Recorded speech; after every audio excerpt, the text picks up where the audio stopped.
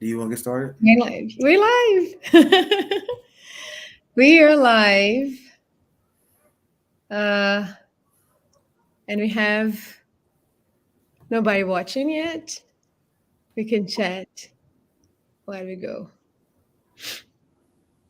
So, Danielle, how are you tonight? Thank you so much for being here with us. Nick is giving me support. This is my first time. I've been in the channel, but I'm now like taking Josana's back. I Wonderful. took some time off and I'm coming back and I am like, okay, Nick, let's do like a segment on Tuesday because it felt like when I was out of the country, it felt like outside of here, there's no much information that goes as like the US is going through an economic crisis Mm-hmm. that started Mm-hmm. in 2014 and a bit before. Mm-hmm. And the consequences of it, we're ripping it now, right? Yep. But people outside of the US don't know that. And sometimes in my as an outsider myself, in contact with the insiders, I feel like some people also don't know. We are just like into the machine and not stopping to see it. And we just like swallowing the propaganda because it's been easier. Mm-hmm. I mean, we had a pandemic. We had the rising of the civil rights movement, the fall, the pandemic, and now a war, right? People don't have money to pay their rents. People don't have money to pay their student loan debts, healthcare.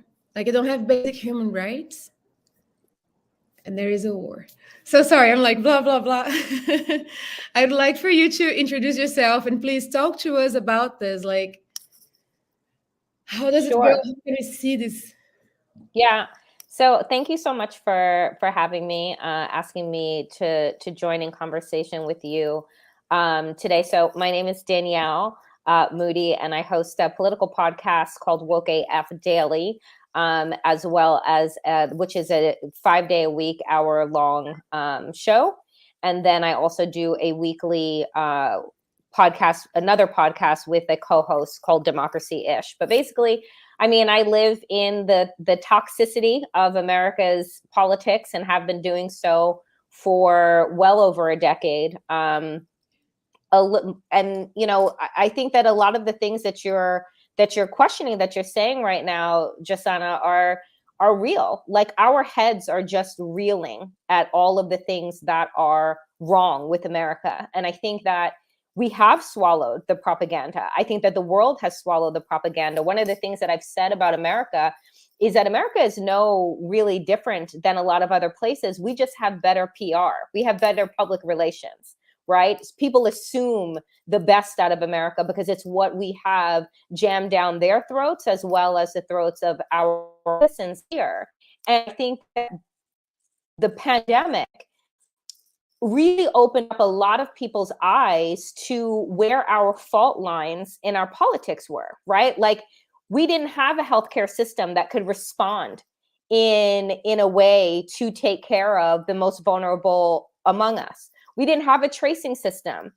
We still don't. We don't have universal healthcare, right? We're dealing with a pandemic and then the virtual shutdown or stalling of our economy because of that.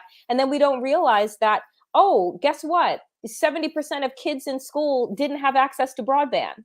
Those were things that we knew, right? We knew that before the pandemic, but didn't feel the urgency to do anything about it.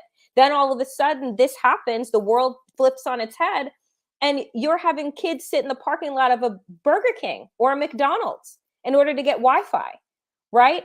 Recognizing who is essential and who is not, who has the ability by virtue of privilege to be able to remote work and be home, and others that needed to put themselves consistently in harm's way in order for our well-being, right? And the wages or lack thereof that they were being paid, right? Delivery people, drivers, all, and so I think that where we are right now is kind of a perfect storm of all of the things that had been neglected and overlooked in this country have now come home to roost, right? And the questions that we're asking of people, like we're asking workers, we're asking a lot of people right now, we're asking you to continue work even though like we're in the midst of the meltdown of our democracy. We're asking you to like keep your head down, and and they're telling you don't remote work anymore. Meanwhile, average cost of gas is $4.40, right? So all of these things are kind of bleeding into one another. And I think that the problem that I have right now is that it's still being band-aid, right? We're still using a series of band-aids for this massive bleeding that is happening. And we're not really addressing the core of the problems, which I think this pandemic gave us an opportunity to see all of the things very clearly that we have been ignoring that need to be fixed. But we're still at a place 2 years later where we're like, oh, let's just all go back to normal, realizing that the normal that was not normal. It should have never been normal for the majority of us. Yeah, you hit something. You said something that was perfect. Where you said America, we just had the best PR department out of everyone, and I always say we are the most propagandized country in the world. Like we have people that repeat the notion that we are free, even though we incarcerate 1/4 of the world's prison population, and always challenge people. How free are you if you're destined to live a life in poverty under this neoliberal system, for example? Are you really free in a country that has student lunch debt, for example? Are you really free if you had to work 50, 60 plus hours a week just to afford medicine, insulin, like many people have done? You had to work 50, 60 hours a week just to have a place to live. Is that really freedom? And that's why I love what you said. And I'll pass it back to Josana because there's so many problems that we have with our country, and a lot of people are starting to call it out now.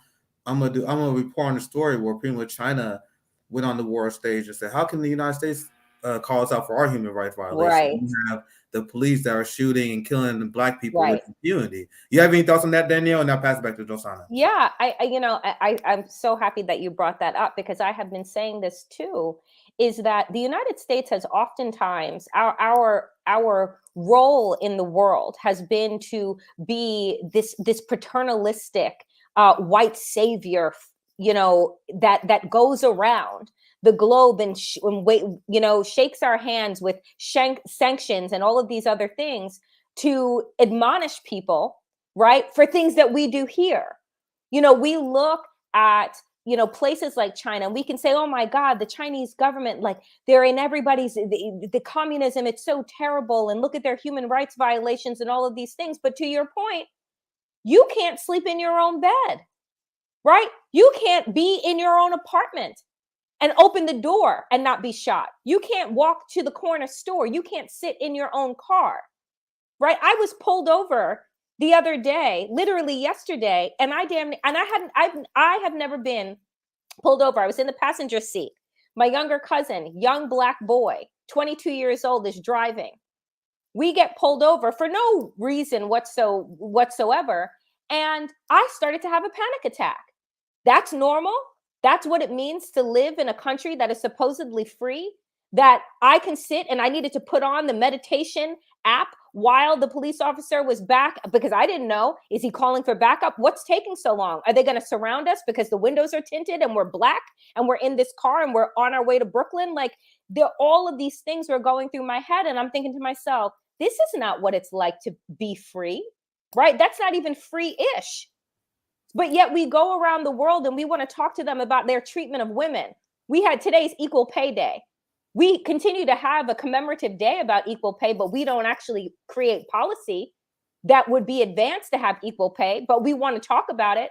This administration is going to roll out a campaign around it, but the campaign isn't policy, it's PR, right? So they continue to give us these things, these flags, what I call your pageantry. I don't want your pageantry. I want policy. I want to feel that when I get pulled over by a police officer, that I don't need to sweat anything. He's going to do his job, and I'm going to sit free like a citizen that I am, supposed to be innocent until proven guilty. And that's in a court of law, not in the passenger seat. Danielle, are you telling me that Nancy Pelosi in the Democratic Party wearing kente cloth and kneeling? Oh, and Are you kneeling telling me that and kneeling, that didn't do it for you? that didn't move you? I mean, I was Oh, personally, it moved me. I felt It didn't so move me the way seen. that they wanted to move me. It moved me. You know, it's the same thing right now. We just passed, federal anti-lynching laws. Those anti-lynching laws should have been passed when Emmett Till was lynched in 1953. It wasn't, right? But they want to give it to us now because us right. But then they can turn around and they can say, "Oh, but look what you got. We have this lynching law now." Okay, right? And then who's going to get to decide what is a lynching and what is not? What is racially motivated and what isn't? This country has a lot of discrepancies, a lot of issues of its own, and I wish that with the fervor that we're speaking about democracy in the Ukraine, right, and the fervor that we're speaking about all of these things, that maybe we would have that same heat for the people that are trying to disrupt our democracy in this country, right? For the people that tell you right now that we no longer have any money for COVID relief, for testing for the uninsured, for shots for the uninsured. The White House announced today that it's run out of money, but we just gave $13.5 billion to the Ukraine, right? There is money, right? It's our tax dollars. There is money. They just don't want to spend it on you. They want to spend it on what they want to spend it on, right? Oil companies can absorb the cost of the war that is happening right now, but they don't need to. They're just going to pass it on to us because what are we going to do?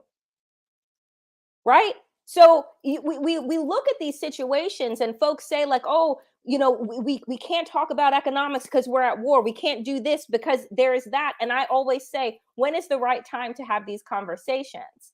It's when it's happening, right? When government is not going to put a cap on how much big pharma is going to squeeze out of all of us, because guess what? We're going to need vaccinations and shots and all of these things for years to come. But the federal government just announced today they're no longer covering it. So what's that going to look like? As they begin to take away, oh, well, we used to give 100% to the states. Now we're only going to be able to afford to give you 30%. So it's like all of the things that folks say, oh, this government will do and provide, and look at America, look at America. I look at America and I'm saying America kind of looks like a developing nation. America's talking about passing the celebration of passing an infrastructure bill, right? They haven't built any highways or roads since Eisenhower, right? But you're looking around at other nations saying that America is the best. Where? Not on our crumbling ass bridges, right? One crumbled in Pennsylvania. The president was going to speak that day. That was a couple of months ago. Bridge collapsed, right? Under snow. But we're going around telling the world how they should use the money that we give them. It riles me up. So I'm sorry. I'll take a breath. It's okay. I just also wanted to like share with you and Nick, like, it's funny though, because like I'm an immigrant and I know what it is to be an immigrant in this country. You're reminded every single minute that you should not be here, that you are not welcome. Especially, of course, if you are a Black immigrant, an immigrant of color, welcome. And I read recently that the US will let Ukrainian refugees and immigrants stay here as long as they want, no matter their status. Mm-hmm. And this is Biden. This is Mm-hmm. liberal Joe Biden, like the hero of the kids in cages that they still are actually in cages. Biden, like he is the person responsible for that. And remember recently the treatment that the immigrants from Haiti received at the border. Mm-hmm. And they were sent to Guantanamo. I wanted to know your thoughts on that as well. I wrote a piece when the story of the white men on horseback, Border Patrol, when those pictures went viral, if you remember, of the white men on horseback with the whips, right? Whipping at the Haitian immigrants who were just had a bottle of water and maybe some food in one hand. And I saw the same study. I saw a poll today as well that's an overwhelming majority of Americans want to welcome Ukrainians in with open arms. And I say, wonderful to have empathy, right? But they're not the only ones that were fleeing violence. The Haitians that came here, they had a president assassinated. They had COVID, right? Like COVID was spiking out of control. We sent those people right back, right? Without even allowing them under law to be able to petition for asylum. We said, nah, y'all don't belong, gathered you up and shipped you back. We have to understand in this country that whiteness rules, regardless of who is sitting in the White House, right? We want to believe that one is better than the other. And I am a Democrat, but I'm going to tell you that what the Biden administration did to the Haitian immigrants, Haitian refugees that were coming here because their country is in turmoil. What is the difference between that and what is happening in the Ukraine? It's a difference in skin tone. It's a difference in who we decide that we're going to empathize with and who we're not, right? I watched as countless white journalists said, oh my God, with tears in their eyes, so aggrieved by what was happening in Ukraine. And they said out of their mouths, well, this isn't Syria or Afghanistan, because in their mind, those people are uncivilized. So they're not deserving of any empathy. They are deserving of that kind of dismissive treatment, right? And so we can't look and say like, oh, it's Republicans or oh, it's this. It's the country. They want only whiteness, right? So you have all of these pushes to get people of color out. And the thing that I will say about Donald Trump, at least he told you the truth. I don't want you from those shithole countries. I don't want you people. But you see, he told you the truth. Joe Biden tell you a lie and say like, oh no, we care about, the strife and the struggle and we'll work with the Haitian government. No, you won't. They're in the predicament that they're in now because of what the world did to Haiti, right? To make an example of the first African liberated place, right? And this is why I actually considered Democrats to be a more effective evil in a lot of ways, because they were able to expand state violence and get away with things that the Republican Party wish they can get away with, because we have the first Black female vice president, right? Mm-hmm. And they use flowery language, the false bastardization of identity politics to make people think they are on their side. But then they actually increase state violence, and they actually roll violence and harm against our community more than anyone else. It was the Clintons that waged a war against children, against poverty, that increased the police state. You see Biden in the middle of a pandemic. You kind of mentioned this before. He took money that was supposed to go from the CARES Act that was meant to fund local governments, and now he's spending that money to give the police more money instead of actually taking care of people. Now, fund the police. After Black people marched, right, and their allies marched in the summer of 2020, and you're going to tell us, oh, we're going to get the George Floyd Act, and we're going to get this, we're going to get police reform. 8 months they worked on police reform, and then the senators threw up their hands, right? And now Joe Biden said, oh no, we're not saying defund the police, they need more resources. I don't know about you, but the NYPD don't need any more resources. Their budget is in the billions. Compare that to the education system. The NYPD police budget is larger than the military budget of Ukraine. So I'm asking you guys, why is our government waging war on its own people? This is an issue that we can't back down on, because it's egregious. We spend more on our police than every other country other than China does on its military. Anyway, this is another conversation about worthy victims. This also with what you guys are mentioning.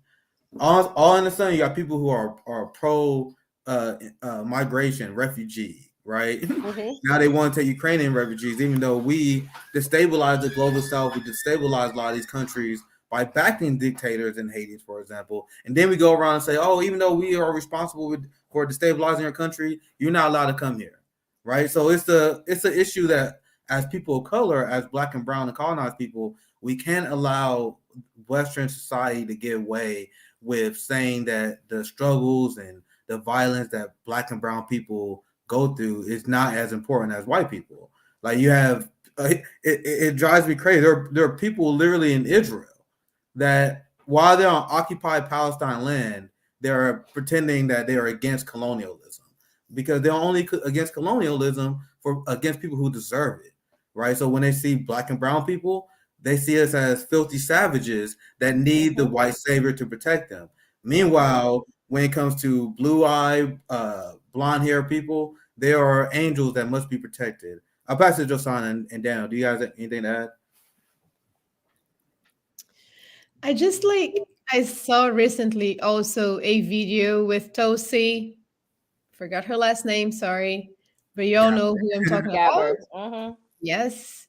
Talking about the biolabs in Oh. Ukraine, right? Mm-hmm. And I'm like, this woman, in my opinion, lied a lot. Like we already had her lying a lot. And it needed to be her, a liar, to come and uncover the truth for one of the main reasons of the war. And I keep on wondering, like, how do we have this much money to invest in control outside of the country? How we have this much money to invest in control inside the country, and why we cannot have universal health care? Because I'm they're genuinely asking this question. because you know, the problem at the core of all of our issues is capitalism. It also applies to deeply to our politics. Back in 2010, the Supreme Court passed legislation that would make it okay for corporations to be seen as people and be able to give an unlimited amount of resources. So who are you going to be listening to? Big pharma that is literally funding your campaigns, right? Putting money in your pocket, or your constituents, right? So at the end of the day, it's like, we say, like, I watched the State of the Union and Democrats are getting up and cheering about the same things that we have not had passed in policy for my whole life. But you're still applauding, like, oh, we need universal health care. When? How is that going to happen? Right? Because you have people within the Democratic Party that don't want it. Right? Like Kirsten Sinema, who's a senator from Arizona that gets most of her money from Big Pharma. She's one of the most important votes in the Senate as a 50-50 split. Right? So we say, like, why don't we have these things? It's out of a lack of desire and want. And we have to and I say to people, follow the money. If you understand who these politicians are getting their money from, you will understand why you don't have what it is that you need. Because they are literally being paid to keep it away from you. Because at the end of the day, it is more, it is worth more to fill your own pockets and wallets and coffers than it is to actually help the people. Because in capitalism, you need to have an underclass, right? You need to have the oppressive class in order for there to be a 1%. And so how do you keep that in flow? You keep that by depriving people of their basic needs. And when people are too busy figuring out how to put gas in their car, go to the pharmacy and put food on their table, and none of those three things can be met all at the same time, then they're going to be busy trying to get those basic needs met, which means that the people that are responsible for helping you, right? You're not paying attention to them because you have to pay attention to what's in front of you. They know this. So the more that your basic needs are not covered and met, the more likely you are to allow them to run roughshod over the entire country. This is what happens. It is, and we have to look and realize that it isn't. And I say this because I'm a Democrat, but as of these days, more and more, I'm just like, I don't even know why. I was about to ask why. Right? Like, because I believe in a government that is for and by the people, because I believe in the people having a voice, but I've never seen it in practice. Why not support third party? Huh? Have you ever considered supporting third party? No. because I'll only support something that I personally believe is viable, right? So I wouldn't have voted for Jill Stein in 2016 as 400,000 plus people did, right? Because we're talking about margins now in our elections that are a handful of votes, right? So unless there was like a viable multi-party system, which we don't have, I would love to have more options, but this is how they get to play us against each other, because there just aren't any. But if they know that, like for example, if the Democratic Party know that we're going to vote for them every 2 years, why would they give us a black agenda? Like I'm legitimately like they know that Danielle is going to vote for them every 2 years. They have no reason to give you a black agenda. Exactly. I mean, and this is the thing, because this is where I'm coming to now, where I'm like, you know what?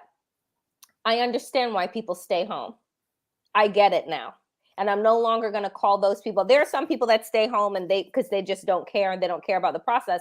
And there are others that are like, I've been showing up. I've been doing the most. People stood out in 6-7 hours in a pandemic to vote for this administration that is currently failing them. And this is why I'm so outraged. I'm like, we risked our lives twice. Not even during a pandemic could Black people stop being murdered by police and white vigilantes, right? It's like, oh, they had more time on their hands. So it's just like, pow, pow, pow, pow, pow. We stood out in line because you told us that you could present change. And here we are a year and a half later, and the people that stormed the Capitol building, nobody's doing real time. Nobody's doing any real time. So yeah, I'm at a moment right now in my life and in my political career where I'm just like, if you're losing me, I can only imagine the people that were on the fence. So the only thing I want to tell people, because I vote Green Party, I vote third party, because when I look at the platform of the Green Party, one of the things they have a strong Black agenda. Now throughout the course of this conversation, we all understand that the Democrats are not going to give us what we need because they already know they're going to get our vote.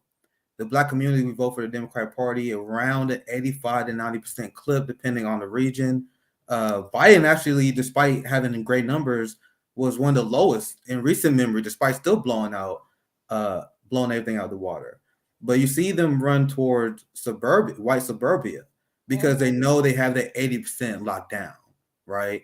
So don't you see the viability of withholding your vote from that party so they will have to chase a Black agenda? I just don't understand. Continue to support a party when they know they're going to have your support, so they have no reason to give you that agenda. In fact, they can openly lie to you. They can invite George Floyd to the White House. Hey, we care about Black people, but then they're going to turn your back. At what point? And then we can move on. And I don't want to grill this too much, but at what point is it too far? Like at what point do they have to continue to turn their back on the Black community and screw the Black community for you to say, I'm not even a Democrat no more. I want to try change my complete electoral strategy? I'm very close. That is what I will tell you, Nick. I am very close. That's good. I am honestly to a place where I don't want to imagine, oh, well, what could worse look like? Because things are pretty friggin' bad, right? And what is this saying, that when white America catches a cold, Black America gets the flu? Well, when white America catches COVID, we just die, right? So, I mean, the reality is that all of the things that you are saying are right? I don't know what it would be like to live in the Jim Crow South 2.0, which is where things are headed when Republicans take back control. And so I don't know if I'm at a place right now where I'm just like, well, we've been on our own anyway. So why not just make it clear? Exactly. Mm-hmm. Josana, you want to try? I have a question into electoral politics. I don't believe, because I don't believe the system in America. So I do not see change here through voting. Because in South America, you call voting an act of democracy because at some point in history, we lost that right. Mm. In the late 60s, early 70s, people couldn't vote, and there was a dictatorship in power sponsored by the US. So people now like vote is like essential, and you have a system where you have 44 parties, if I'm not wrong. You can pick and choose, and they can make alliances, and you vote. One Mm-hmm. person, one vote. It's not per state. It's one person, one vote. Mm-hmm. This doesn't happen here. It's not like this in the US, right? It's like electoral college, and then there is the weight of that state, and Mm-hmm. this state is Democrat. Like the US has one party system. It's the party of white supremacy. Yep. In certain moments, they will co-opt the movements, the leftist movements, and the speech of the leftist movements, just to give an illusion that is better. And in some moments, they would just be what they are, knives out. So they create this unbalanced energy, and they keep on like dominating. The more divided we are, the more dominated we are. Easier to dominate we are. That is to say, sorry, I'm like going around. I just want to make sure I'm understanding everything. That is to say that how can we pressure the system in ways that we can get like the system changed and reformed, so we can change and like even be able to use electoral politics in the future? You know, that is such a good question. And my answer to it is kind of going off of what Nick was asking, where I'm kind of in a place where I don't know if you can heal a leg that is broken and maimed and charred and burned up, right? Like at some point in time, I think that we come to a place in our body politic where it's no longer functioning, and it just kind of needs to be burned down and start over again. And I honestly believe that America is in the burn down portion of this place, where people are waking up and they're trying to understand. I'm working 40, 50, 60 hours a week, and I can't make the bare minimum. We're talking about inflation now. We're talking about gas prices, right? What people are making for a living, your income is not meeting this moment, right? And we're still fighting about $15 an hour. Meanwhile, average rent in places is like $2,000, and that's average, right? And so I feel I have worked for so many years in so many different spaces, right? To try and work within the system. I worked on Capitol Hill for a member of Congress. I lobbied on behalf of nonprofit organizations, worked on LGBTQ rights, worked on this, that, and the other thing. And I got to tell you that each and every space, we only made incremental change, right? Incremental change. And so at a time when we are dealing with the confluences of a climate crisis, a white supremacy, and the rise of these like white supremacist hate groups that are on the rise, then you have the threat of nuclear war. Like there are so many things that are happening right now, and I'm wondering, and I'm looking around, and I'm like, who's going to fix it? Right? Who's going to fix this? Why are we? One of the things that I have been thinking about is, so Biden is making deals with the Saudis in order to get more oil, because of the fact that we don't get a ton of oil in the United States from Russia, but we have obviously a collective global oil shortage. Well, guess what? It's a depleting asset, right? It's like driving a car off of a lot. Like it depreciates once you move out. It is not something that is replenishable. But we put no energy and no income and investment in green technologies and innovation in this country. Why? Because some of our senators are tied to big coal and dirty oil. It's where they get their money from. So we go to war for a depleting asset, right? Like we're talking about the protections of these things. And I'm thinking to myself, this would be the time to start investing in green energies and what have you, because at the end of the day, you're going to be able, if I'm Saudi Arabia, if I'm Russia, if I'm these places, to hold the world hostage, because I have one of your most precious resources that you need, right? But if we're looking at this and we're saying, this isn't going to be around 20 years into the future, 30 years in the future, then you would make investment. But we don't do that. Because the people that are in control right now, not only are they racist, not only are they misogynistic, homophobic, all these things, they're also in it for themselves. They won't be here in 20, 30 years. We're talking about septuagenarians and octogenarians that are not going to be around. They could care less, right? It is deeply selfish, the place that we are in right now. Deeply selfish. We lack empathy. We lack care. We lack sympathy, right? And these people are making decisions about the whole collective, and they could care less about what happens to the collective. You have Nancy Pelosi and Joe Biden that sound damn near senile every day. Her recent press conference was beyond insane. But that's also kind of another reason why I propose and tell people to leave both parties, because I think we have climate denialism in both parties. And you have people like Manchin, yes, that's captured by coal and fossil fuel companies. But I think that's, especially as long as we live in this capitalist state where there's money and whoever holds the means of production dominating, I think even if Joe Manchin lead up, that he will always be replaced by someone else they just buy. So as it is right now, we have two climate denialism parties, because even when I see Democrats talk about climate change, obviously the military is never touched, even though the military is the largest polluter in human history.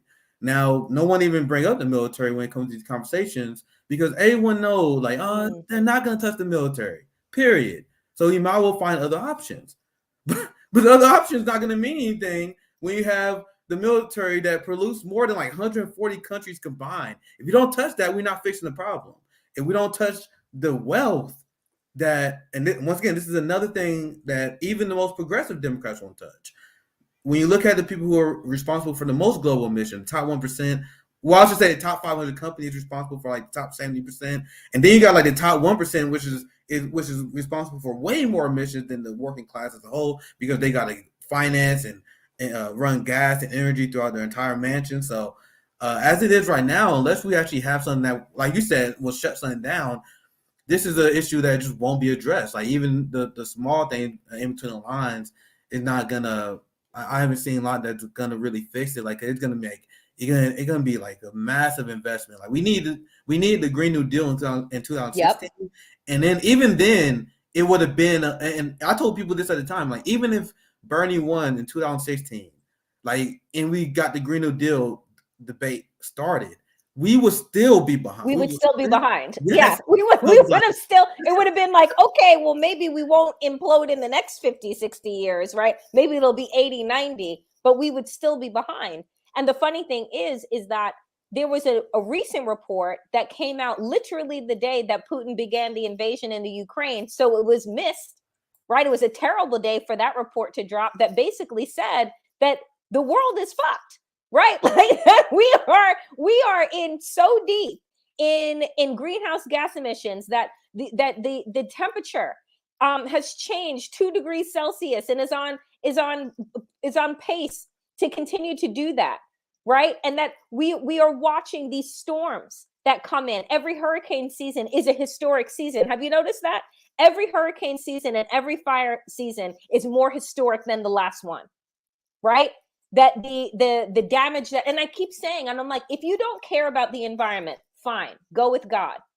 But if you care about money, the amount of money that the damage costs in and of itself is billions of dollars that this country does not have every season to put out in Louisiana, Kentucky, Florida, New Jersey. Like you don't have it.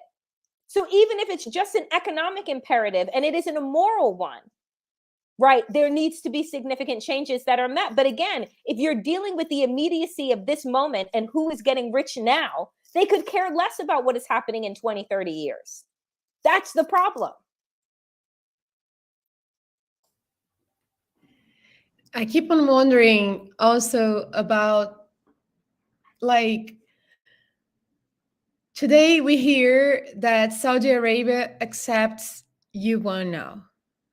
And Saudi Arabia, we know as the biggest ally of the USA. And the power is shifting And no one is actually talking about stopping the model that we have right now, which is predatory against the world we live in. And what do you guys think? Like, do you think this power shift will like bring it down? Like, it would just keep this movement reverberating? Sorry for the English. Or you think it's like the power shifting things will balance more, as in the US not being the powerful? Things are shifting, and we predicted this for a while. We told you the new Cold War is probably the biggest story in politics, period, in the rise of China. Um, Now, there are a lot of people in the West that are straight up in denial. They're straight up delusional, honestly, and I think it's good news for colonized people. That's just my personal opinion.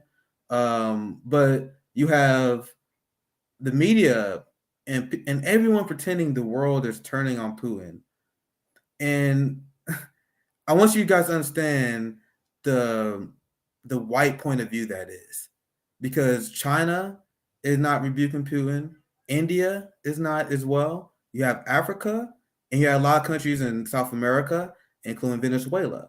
Now, China and India, how many they got billions, and so among the countries that I just name to you of the people who will not join the West Crusade for full spectrum dominance, that's 40% of the population. 40% of the global population do not support the West Crusades for full spectrum dominance and NATO expansion. Now, that's despite the media narrative, because they're trying to paint the narrative as different as the world is cracking down on Putin. No, the world is tired of the West. In the United States, we are rated as the largest terrorist threat by a poll that was done in 2013.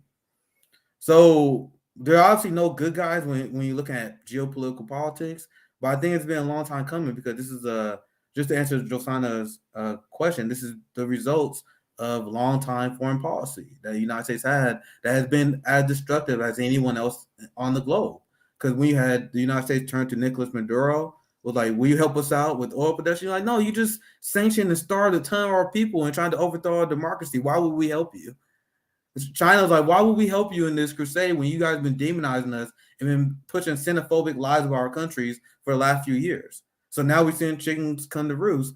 And I honestly don't know what this is going to look like in a few years, because we all knew it was going to happen, but it's like escalating super fast right now. I mean, I'm going to be honest that I really did not think that we would see this in our lifetime, right? I thought, and I don't have kids, but I thought like definitely your kids, they're definitely going to see some shit. But I honestly did not. And the reality is that the power shift is happening. It's been happening for a really long time, right? We saw over 4 years of Donald Trump a vacuum of leadership globally, right? Because Donald Trump pulled America out of the Paris Accord agreement, pulled America out of this, threatened about that, and started realigning with North Korea, Russia, all of a sudden forming this new axis of evil, right? Remember the axis of evil that was created in the Bush years to demonize Middle Eastern nations, right?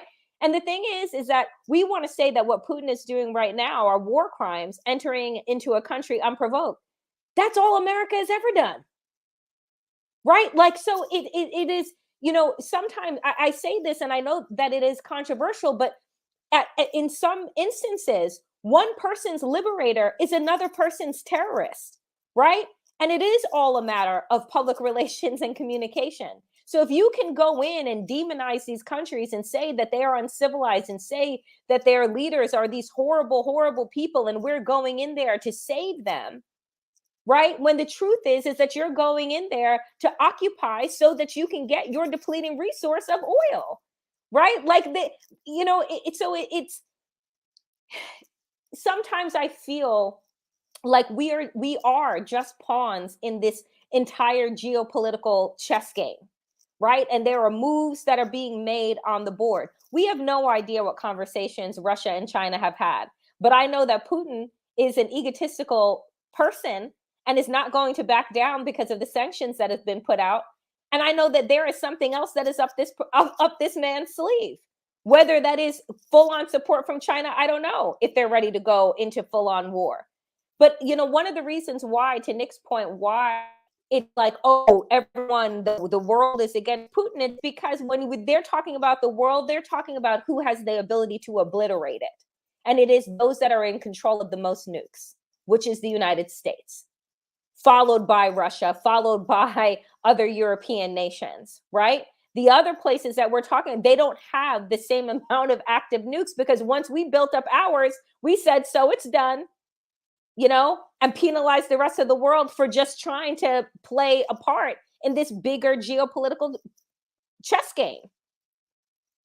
So it is really unsettling how quickly things are escalating. And I would just argue that I'm not so sure that the people that are in charge right now have eyes everywhere that they need to have eyes. I think that a lot of things are being overlooked. I think that this administration came in thinking that it was the 20th century and that the same rules of engagement applied, and they do not. It is a completely different ballgame. And I just don't know if the people that we have in charge right now of either party are meeting the moment that we're actually in, right? And because of that, by virtue of that, I think that there is a lot of room for other countries to move in where America is receding. I wanna bring up something that I read today. At this point, and I love how you brought up like the hypocrisy, because we've been nailing that. Because if you want to criticize Putin and people want to criticize Putin, I think that's valid. But I'm focused on what I can control. We are citizens of the empire, of the core here. There is a Russian left that is focused on that.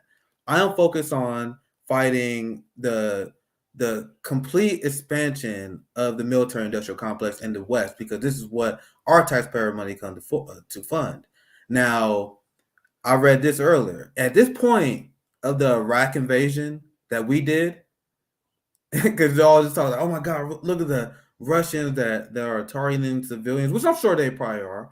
But at this, do you guys know at this exact point in the Iraq war, like the same time period, the United States killed 300,000 civilians? From the time the Russia invaded Ukraine. And who is going to sanction that? Like, who is going to to sanction all this killing from the U.S.? I actually was going to prepare that segment. I kind of spoiled it. That's going to be a segment I'm going to do here very soon. But that's the difference. And there's a difference in military strategy, and I'm focused on calling that out. Because when we engage and when we invade in countries on the war on terror and for Operation Condor as well, we aim for the civilians. So I just don't understand why you got all these people virtue signaling like, oh, we support sanctions on the Russian people, we got to pull all the businesses out. But meanwhile, our government is like starving millions of people in Afghanistan. Israel is bombing Syria right now. They're claiming land from Palestine right now. It's like, as a black person and as brown people, I don't know. Well, I don't understand how not everyone is taking offense at this, because it's like you see how the extremes that Western white societies want to go when they see a humanitarian crisis that affects one of their own. But our government is waging war against black and brown people. Joe Biden, during the Ukrainian crisis, bombing Somalia because he got put in his cover. So for everyone watching here, I implore, we got to focus and we got to shift the narrative back on our imperial core, because the people in Russia, they're protesting Putin. I see they got people protesting Putin. So they can handle their business and we can handle ours, because without any more high ground, who are us to criticize what other countries do, right? And that's what China and that's what Russia is doing. That has been Putin's response to West criticisms of him for years. Even criticisms that were true. Putin would say stuff like, how can you criticize our country when you guys are killing black people, right? So like you can't even have a position where you can guide the world toward peace when you have this throne that is built upon lies like the United States empire is. And that's kind of what my focus is. I won't pass it back to Josana or Danielle. No. You're Danielle.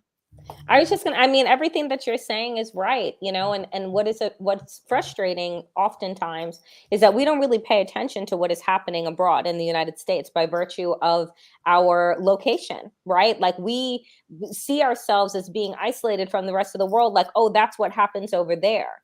And, you know, it's one of the reasons why we were caught so unprepared for COVID, because it was like, oh, that's happening over there in China. It's never going to come over here, right? So we don't think about the other places in the world, but that's the fact is that America has gone in, and if you look at everybody else's history about how we have intervened in their country, right, like they would have a totally different viewpoint than what we do. My sister lived in Vietnam for the last 10 years.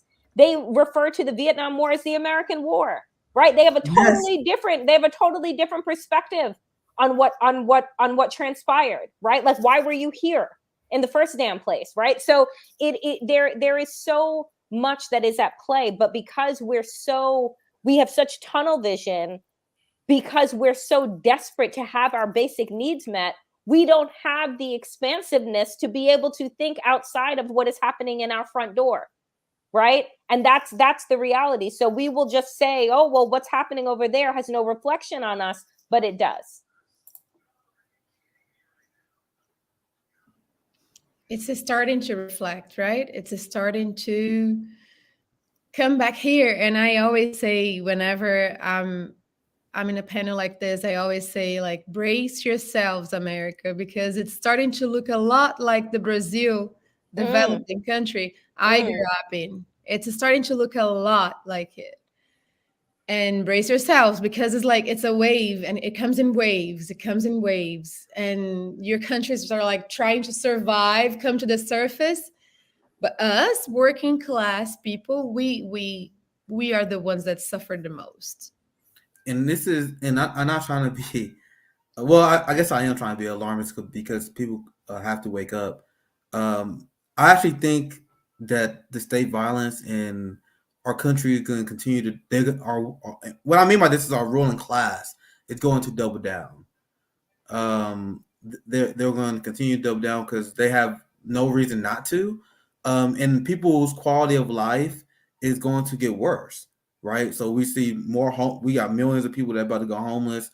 You see people that are taking an effective pay cut because wages are not increasing, despite the fact that we got to pay more for goods, more in gas, which is a sanction on the American people. Rent is going up, food Mm. is going up. Like there is a capital strike on behalf of the ruling class that our government is helping sponsor. I'm gonna do a segment on that. Like you guys, every move that the government is making is helping the class war in the employer class by not paying you more. So there's a reason why the Democrats are so like passionate about increasing police funding. Like it's not for no reason. Like you need a strong security state. You need a strong prison state, a police state when you have quality of life fall. Like Yep. as social unrest continue to get worse, you're gonna have a strong national security state, and then the strong national security state will result in more state violence as more people continue to get desperate. So I'm when I say that we need to have a drone strike and to shut stuff down, Mm-hmm. I'm saying this because it's like we're running out of options before stuff get really dark. I said Bernie was the compromise candidate. Now General Strikes is the compromise position. That's kind of my last thoughts I wanted to share on this, and that's why I think things are dire because I just see the ruling class double down. Like Yep. in this, and I pass right to you, Daniel, because right in this position in this pandemic, where I knew it wasn't going to happen, but in this situation, you had a chance for a government to redeem all its wrongs, right? Yeah, our ideology of Reaganism was wrong, but since we're in the pandemic, we realized we had to take care of our people.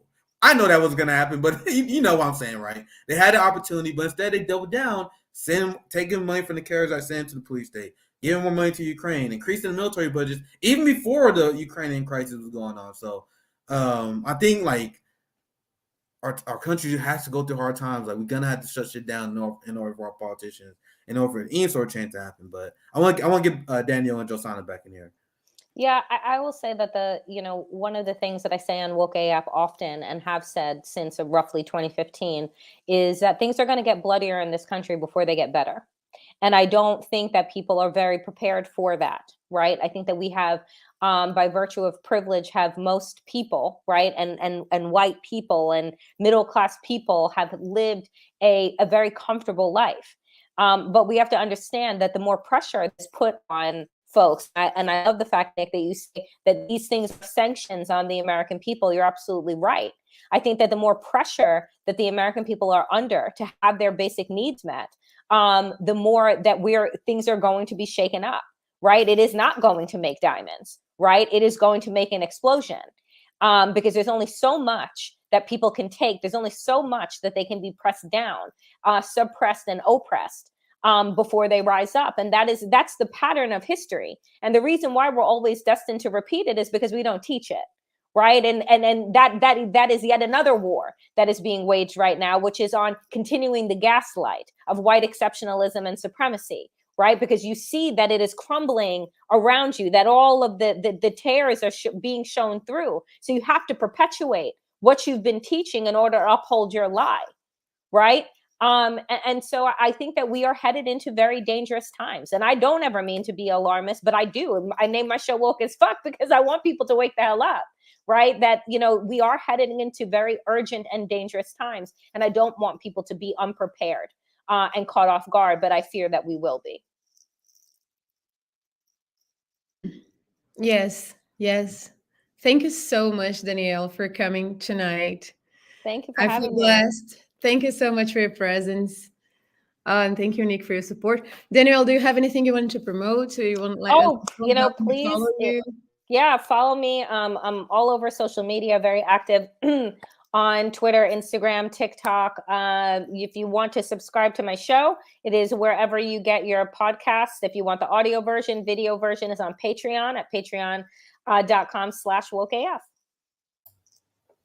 Well said. It was good having this conversation with you, Danielle. Tomorrow, CJ has his show as well. Then we have our roundtable on Thursday that we always do. I'll be on the roundtable this week, so it should be a good one. And we always got great shows. Friday, Sabby has her show on Friday. I'll be uploading around noon on Friday, and then Saturday, it's my turn. It's my long stream day, so we upload every day. It's great to have you on the show, Danielle. Make sure you guys support her show as well. I'll pass to you, Josana. Any last words before we sign off? I just want to thank everybody in the comments, everybody that's watching. Thank you again, Danielle. Thank you so much. Thank you, Nick. And I hope to see you all soon. Thank you. Bye-bye. Bye. This is RBN signing out.